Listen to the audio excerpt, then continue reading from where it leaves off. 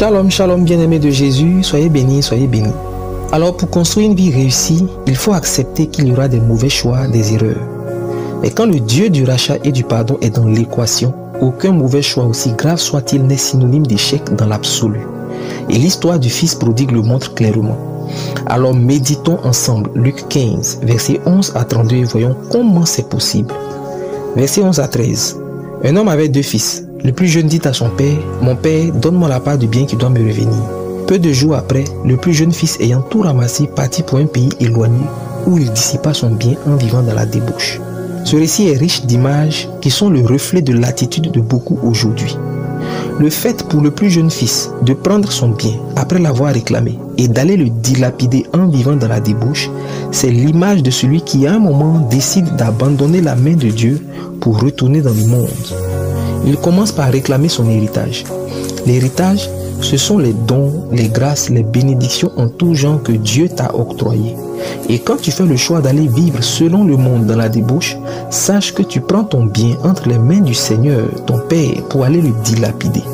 Et pendant que tu te livres à la débauche, tu es en train de gaspiller, ruiner toutes tes grâces et tes dons. Tu es en train de t'appauvrir.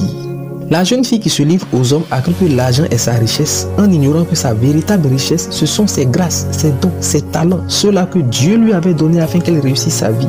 Mais dans son ignorance, elle vend, elle dilapide ses bénédictions pour des miettes qui vont la laisser misérable.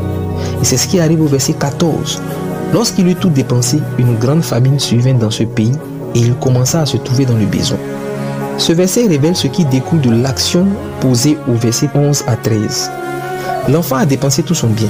Et c'est l'occasion pour moi de te dire que tout ce que tu crois réussir dans le monde, c'est en échange de tes grâces et tes bénédictions à l'intérieur de toi. Tant qu'il t'en reste, la vie va te sembler belle jusqu'à ce que tu aies tout dilapidé. Tu peux aussi remarquer que la famine n'est pas venue pendant qu'il avait encore ses biens. La famine est venue alors que lui, il ne lui restait plus rien. Dehors dans le monde, il y a Satan qui rêve de te détruire parce que tu es l'image de Dieu, créé à l'image de Dieu. Et cet ennemi, c'est lui qui te fait miroiter que la vie est belle tant qu'il te reste encore quelque chose qu'il n'a pas encore volé. Mais une fois qu'il a tout volé, il te montre la vérité sur ce que tu croyais être la belle vie. Ce sont tes dons et tes grâces qui te rendaient la vie passionnante. Sinon la vérité, c'est que cette vie loin du Père, c'est la famine, c'est la misère. Une jeune fille est heureuse dans la débauche jusqu'à ce qu'elle tombe prématurément enceinte.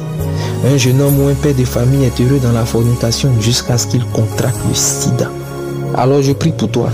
Si une épreuve est en train de te faire envisager d'aller dans le monde, retourner dans le monde, ressaisis-toi au nom de Jésus.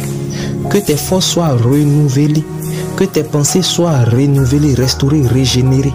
Je brise l'action, je brise l'emprise et la domination, le pouvoir de telles pensées au nom puissant de Jésus. Amen. Que Dieu te bénisse.